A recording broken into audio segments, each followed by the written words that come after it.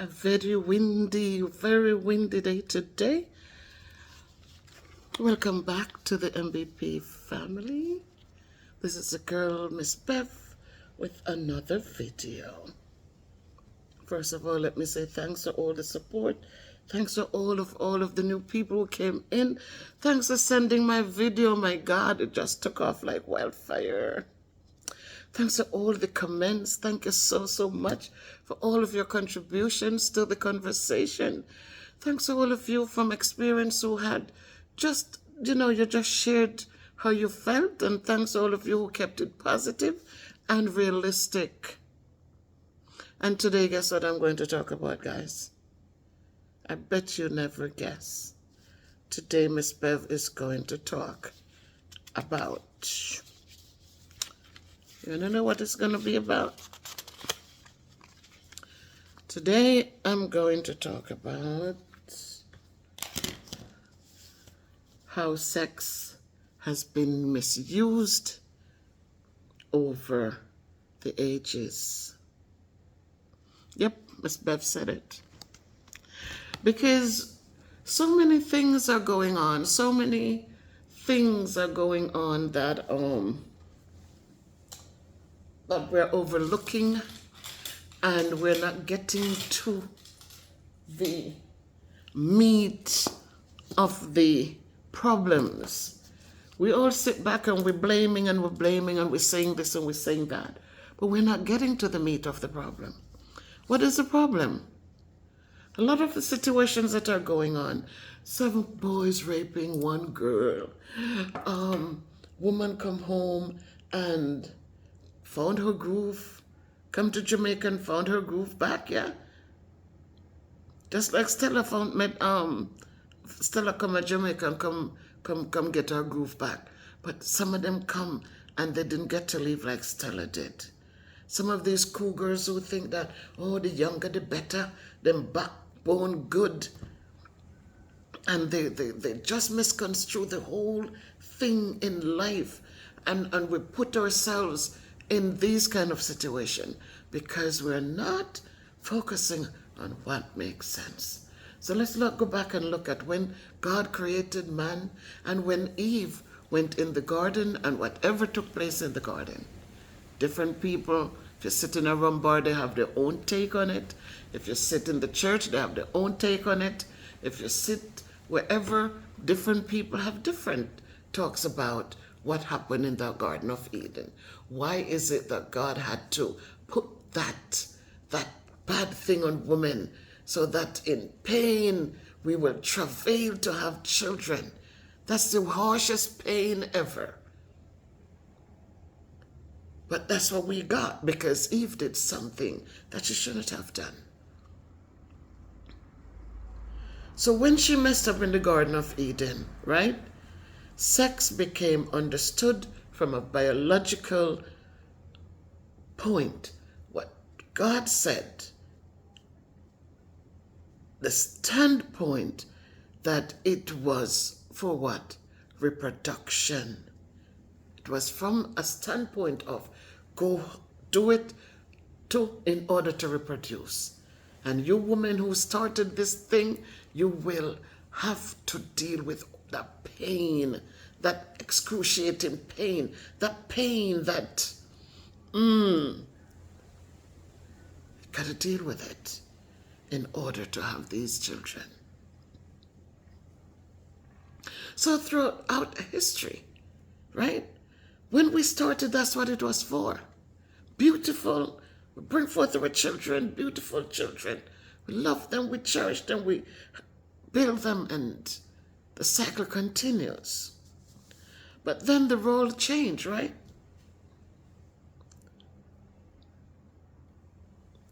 All of a sudden, it is used in ways not for reproduction, but it has been used in ways that has created psychological and a lot of physical consequences. People use sex now as a thing, it's a pleasure. It's this, it's that. They explore, they do all sorts of things with what God started out as something beautiful. It was supposed to be beautiful. But today, look at how it has been abused. Look at how it has been abused. First way we look at sex, how it has been abused, is how they use it as a tool for power and for control. Sex has often been used as a means of exerting power, control, and manipulation. It occurred in various forms, such as through sexual exploitation and abuse. In some cases, women and marginalized groups have been objectified and subjected to sexual violence for the benefit of the powerful. They take our little kids, they sell them. They look at black women, oh yeah, they have the butt, they have the big butt. And that, some of the bad outcomes, the misuse of sex as a tool of power has led to widespread sexual violence, exploitation, and trafficking. We know what they do when they take these young girls, they go missing, and they have them locked up in rooms and selling, having people using these young kids to satisfy their sick minds. It has caused long-term psychological trauma, deepened gender inequalities, and perpetuated cycles of abuse, as seen in the instances of rape. Those 7 boys, 7 of them on one little 13-year-old girl. 7. How did they learn this? Did they just get up and say, this is what we're going to do? Or is it through what society has been putting out there as normal? What they've been selling. You put a video out there and says, guys, today's a great day. Remember to be thankful, give gratitude. Nobody watches it. The very few who watches it, a little handful. A little handful. No, they don't want to see that. They want to see the sexual stuff, and then you see how it flies off. Right, so Kayla got home safely from school today. She had a great day. Right, so these are the boys who did what they did. They had to learn it from somewhere. And when they learn it, I don't know if they understood what they were doing, because I don't know if somebody could knowingly know that there are going to be some ugly consequences, and yet they put themselves in it. Nobody said to the other, no, don't do it. Let's not do this. Everybody participated. It has to be a sick thing. But isn't that what society allows to happen? Then let's look at the commercialization of our sex, the pornography that is now out there, access. The young kids have access to it. Why is that? Because it's money, right? Everything is money. Everything has a price. Everything has a price. So with the misuse of this thing, the commodification of sex, especially through pornography and the sex industry, it turns intimate human experiences into transactions. There's a fee for everything. There's a price for everything. So something, we talk about human intimate transaction. That's not even what God made it for. He says it for us to reproduce. You look at the animals when they get in heat. It's not every day they're jumping on one another, They go through that process like women go through the process of ovulation. Your body goes through the process, it goes through the process. Then boom, at 27 days into the month, the body gets ready. And the egg is released and it says, no, I need the rest of it to create a human being. That's a process, you know. That's how our bodies were made up to function. It wasn't made up to every day of the month you're up in there doing. That's not what it was for. If you look at the animals, when they get into heat, when ovulation happens, they will find where they get a chance, they're out. And they go to release themselves, and they take the pressure off themselves. And they return and they're fine until that moment again when their body gets into heat and they need to release. They need to go find what they need to find to create a being. But we took it for granted. We took something that was beautiful. They talk about you need to be married in order for us to, yeah, because it is to create a human being alive. You don't want to be creating 7 different women with some. No, you wanted it to be beautiful. It wasn't meant to have these kids and they're left fatherless all over the place. They were meant to be together. We're going to procreate. We're going to take care of it. We're going to nurture it. We're going to love it. We're going to help it to be a decent human being in society. But we commercialize it, and people can now pay for it. It's a transaction where they pay people to do these acts, and there's a contract.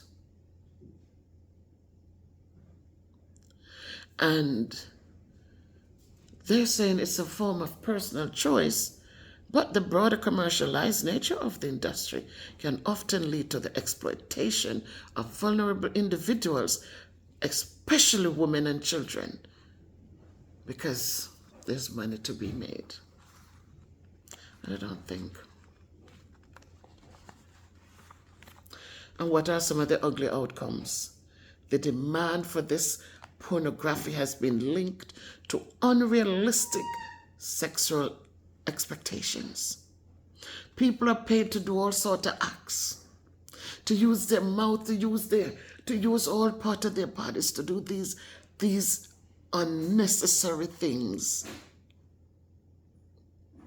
Because the devil is just out there, and they don't stop at anything. They get drugged up and they do what they do because there's money. And I kind of try to think that, I guess, the more devious you're going to become in it, it's the more you're going to make. The more chances you're willing to take and the more risky behaviors you're willing to take, it's the more you're going to get. So they just dive in and they sell it to people, and people practice these things. And when they cannot get enough, they go out there and they hurt other people. When they have their beautiful wives at home who are good people, and when they get caught up into these darn things, they come and they abuse their poor wives because they're not willing to perform what they're buying from these unrealistic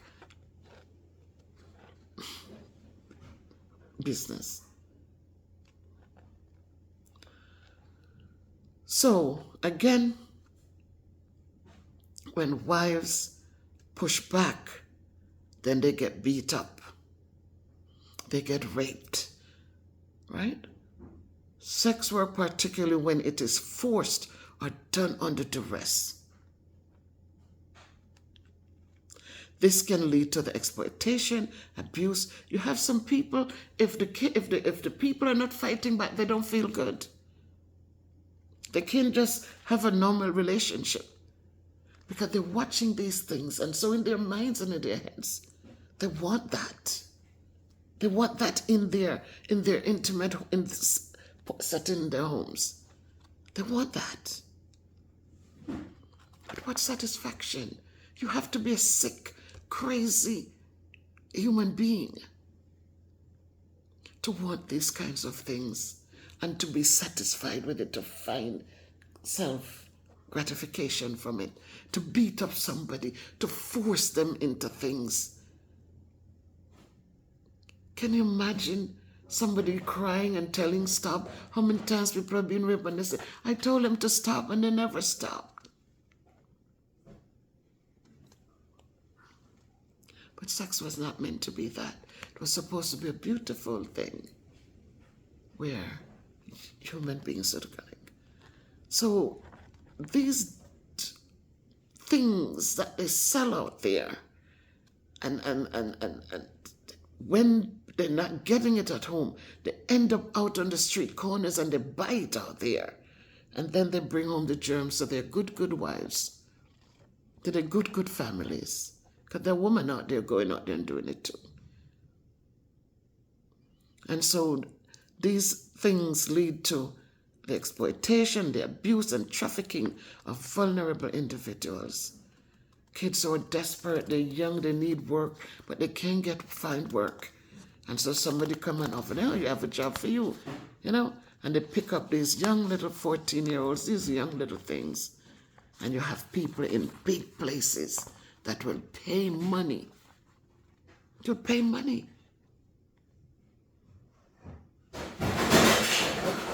to hide away and to go and participate in these things. And they walk back and they come back, and they're the leaders. They're the ones telling you what to do, how to do it, why you should do it. And deep down inside, they are the devil's advocates. So, again, we talk about when these things happen, what the outcome will be. What about this casual sex? They call it casual sex.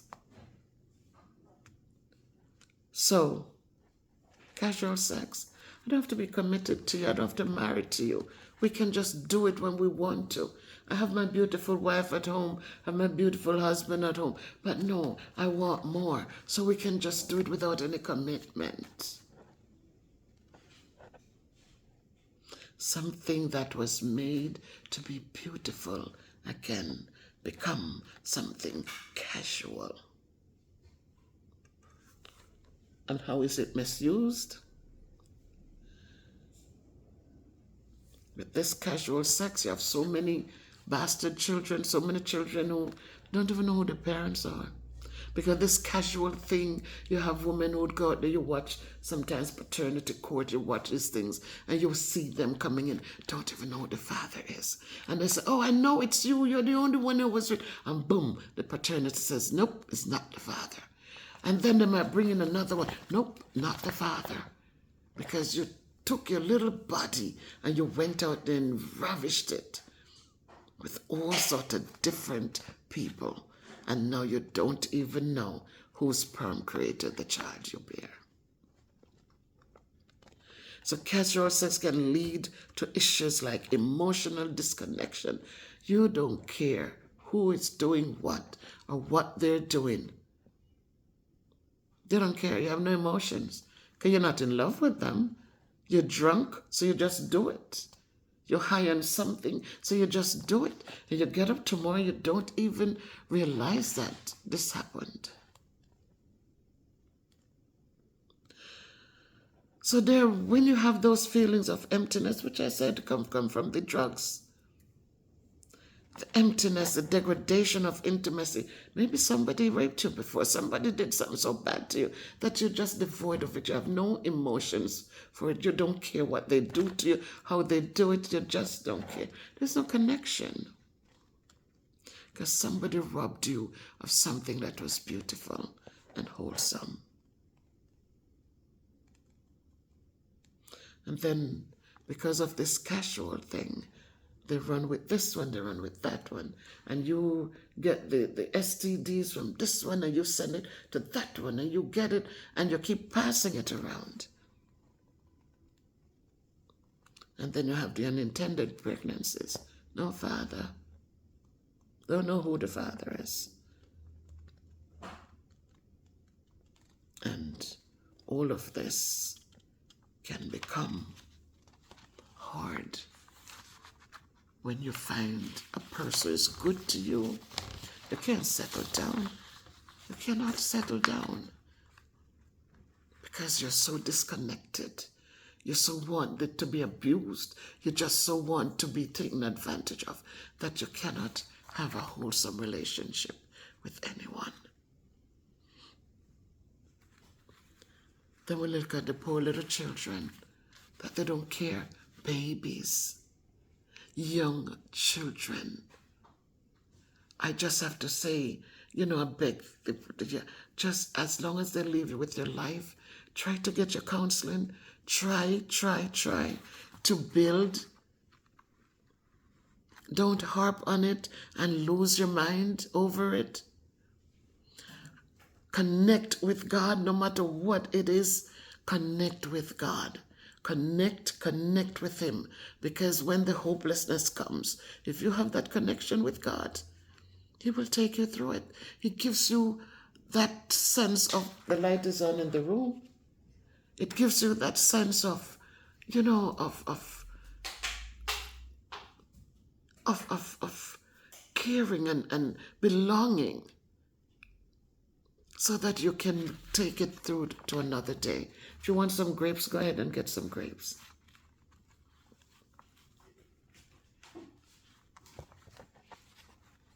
So we look at the incompatibility and the dysfunctions. A lot of dysfunctions, Because you know what? People believe that they are blessed with these things and they feel like it's going to last forever.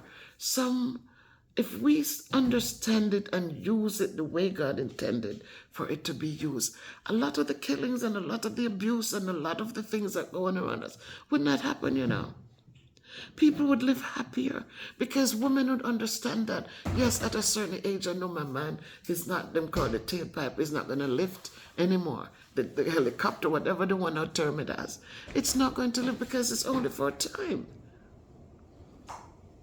So they're going to appreciate what they have worked for, what they've built, appreciate the children that they produce, that came, and they love them and they enjoy their lives, and there's no conflict because nobody has to feel bad. Women don't have to belittle their partners to tell them, what, sure, you can't even get it up.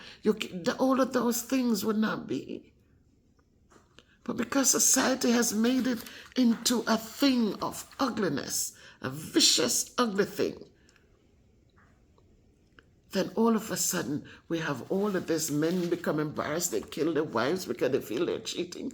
Wives become unnecessary and unbearable. They want to go to young men. They want to go to these babies who, you're robbing the cradle. And instead of peace and goodwill and replenishing, so when we are gone, there are more young ones coming, healthy minds, healthy, good people to give back to society. But instead, we have so much dysfunction, so mental,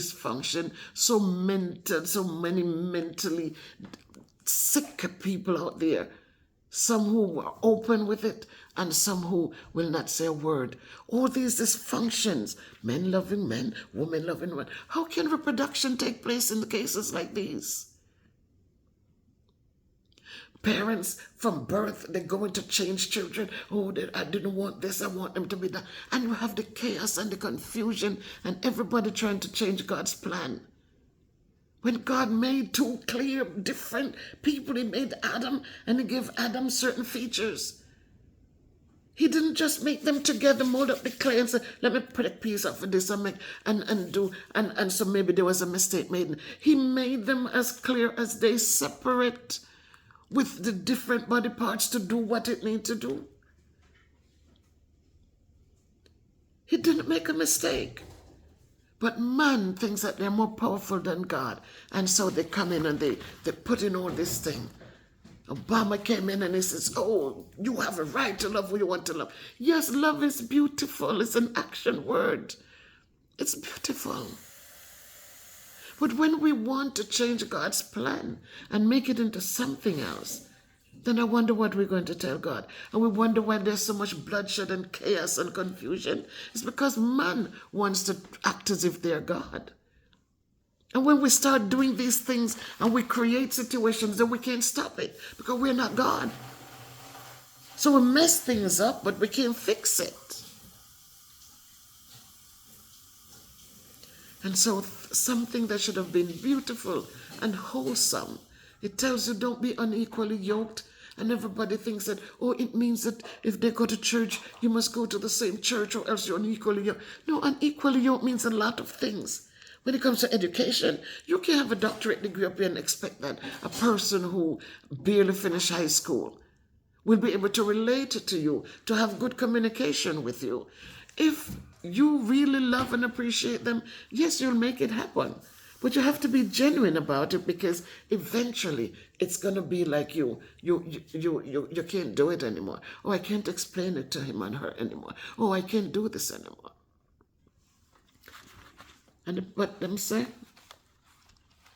Confucius said, every old who have them tick a bush. Every old who have them stick a bush. And so there's somebody for every one of us out there. You know what happens though? Sometimes when our somebody comes, we don't want that somebody. We want different. We want something different. Who God provide for us, isn't that what we want? We don't want to grow old with somebody. No, we want somebody who's trash and who look good and body looks so good. Oh my God, when in retrospect, all that person might want from you, yeah, they might come, but what do they want from you? They want how much money you have, how much, oh, make a payment for big, and boy, I saw something come with the stories, and you're, okay. Oh boy, you know, this morning so, and, okay. And any day you start saying, no, I thought you said you needed a car payment on Monday. How come you're asking, you're paying the car payment? And once that happens, and you start getting wise to the lies and the deceit, all of a sudden, your life doesn't worth one thing. It's the arguments, it's the put downs, it's the threats, it's all these things. You have some of them won't even try to work. Why are they going to work when you're there to feed them and clothe them and give them somewhere to live and buy them a car to drive, and they have to do nothing more than what we could embed? So when that changes, what's going to happen? When that changes, all of a sudden the wars come, right? Because now all of a sudden, no, I don't want to no more, because you can't do nothing, you can't, this you can't, that. And then the embarrassment start and the threats come. Because guess what, them bread and butter, it's been threatened. And so, guys, incompatibility and dysfunction, the constant bombardment of sexual ideals coupled with unrealistic expectations of sexual performance and pleasure can lead to performance anxiety and sexual dysfunction. You want so much, they can't manage. They can't do it. I did it already. Now I'm still not satisfied. I want more. And they go on until they can't manage anymore. And then it's just a turn off instead of stimulation and good vibes and good feelings. It becomes a turn off. And the ugly outcomes of this becomes the erectile issues, the premature ejaculation, or the lack of desire. And this can lead to distress and relationship breakdowns, and the emphasis on performance rather than intimacy, rather than a hug, rather than just a smile.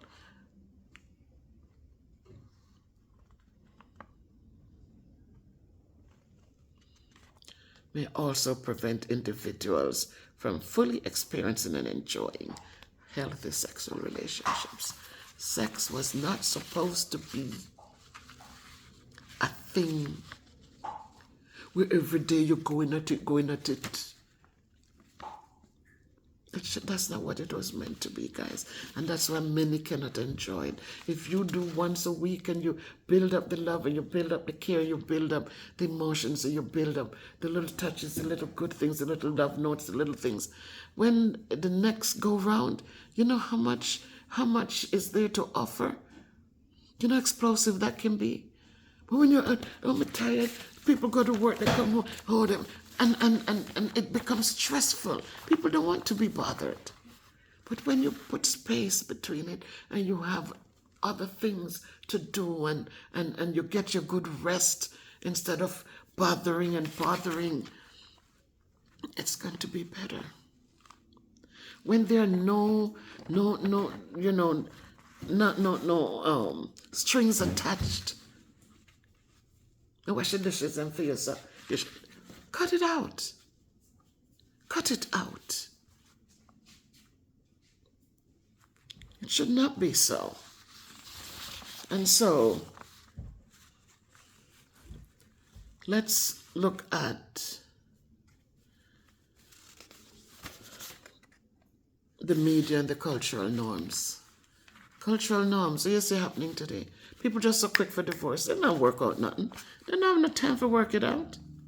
As sex has become more divorced from reproduction, many people neglect the importance of reproductive health and responsible practices. And so they have the birth control methods and family planning, which allow for sexual freedom. The failure to use these responsibly can lead to unintended pregnancies and the spread of STDs. The ugly outcomes, unintended, enough picnic without parents, without fathers, can lead to difficult emotional and financial consequences, especially in situations where individuals are not ready or you're not able to raise children. Additionally, neglecting sex health and protection can contribute to the spread of these infections and leading to long-term health issues and social stigma. So yes, sex is a natural part of human life, but its misuse over time has led to so much ugly consequences. So much ugly consequences. And some of these can become psychological harm, societal exploitation, to physical health risk, and the degradation of human relationships. Black men, they said, oh, they're well endowed. So you have women from other cultures, right, that will run them down. Sometimes they would say the prejudices that some other cultures have against black men, it is, sometimes they punish them. Sometimes they used to talk about the policemen, the white policemen, when they go after these black men, that they can't wait to like, the jealousy is just too much. Just too much. Remember years ago when we had this boy, Louima, where they take the broomstick and push it in the guys behind because the hate that they have against the black people, that they think that the black man has so much, a black woman, nice butt, well, in their culture, the woman's behind is flat. They get, and so if you're not careful, these things can be exploited quick and fast. And so let us go back to what God had deemed this for. Let us take it back. Let us go back to where people can live and enjoy their lives, that we can understand and use these blessings that God gave us, these natural blessings. Let us use them for the good of mankind. Let us stop running down young babies. Let them grow. Let them, they have nothing to bring to the table. Don't go look for them. You don't need toy boys. They're not little boys. They're not toys. They're human beings. And because you have money and to flaunt in front of them, they get excited and they come and you use them and you use them and you abuse them for your own self-gratification. And then when you're ready and you want to toss them out like a piece of paper towel and they refuse to go, then we have all these things to deal with. All these killings, all this bloodshed, all these are necessary. Don't lead them on. Stop telling them stories. Let them help them to become self-sufficient. Don't encourage them to become dependent on you for anything. Stop adding, these things, you don't put anything on good that you do. No strings should be attached. If you're helping them and they said, well, I want to learn to do a trade, all right, buy them the tools and leave them. Move away from it. Don't get caught up into it and can't follow through with it and then create this mental thing. Some of them not even strong enough because they didn't grow up with love. Nobody loved them. Nobody hugged them. Nobody tells them, I appreciate you. I'm proud of you. Nobody helped them to be strong and independent. They didn't see that in the home because the parents themselves didn't have it. Nobody taught them or helped them. And so when somebody reach out to them and start making them feel these feelings, it's going to be hard to turn it off. So let us be careful. Okay, when you experience certain things, you have young kids, once they experience those pleasures, it's hard. You can't contain them. You have some of them running away just to go find it. Even if they're getting beat up and abused, they don't care. That's what they want. They're running out there to find it. So parents, love your children. Teach them how to love. Hug them. Let them know what a hug is. Tell them the words. Don't be ashamed to say, I love you. You have some husbands who never use those words to their wives. These dark people who, they're watching TV and they see how people live and how, but yet they never grow from where they've been planted. They just stand there and they never have a good word. They can't compliment you on a nice dress you wear. They never can say, oh my God, you look so nice. I love that. No, it's not part of the deal, you know. So let us educate ourselves and let us understand and let us just involve God in all that we do and say. And things will happen. Don't get me wrong. Don't think that because you go to church and you pray every day that things doesn't go wrong. Things go wrong. Remember Job. Job did nothing wrong. And look at all he went through.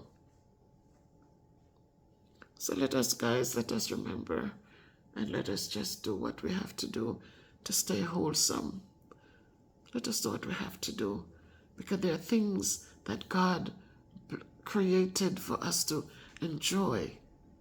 And so we shouldn't abuse it. We shouldn't, because once we start abusing it, it creates a whole lot of other things down the lane. The psychological problems, the physical problems, the emotional problems. So let us go back to those days when we know one woman to one man, and you work together, you build together. When things go wrong, you talk it out. And if you have to part, you part in peace. But you don't part with hate. You part, but you still remember the good days. And you remember the loving days. And you part with love. I'm not enough for you. It's okay, I understand. What you want, I cannot give it to you. So go ahead, go with my blessings. Go find what you're looking for. But don't sit around and abuse people and kill them because you want to go to the next victim. You want to go to the next one. You know, give them a chance to live. They have uses. Give them a chance to live. So let's continue onward and upward, my people. I just had the need to talk because so much times you look and you see these things happening. And why is it? Because there's a disconnect somewhere. And what people are expecting from people, they don't have it to give. You can't get from people what they don't have to give.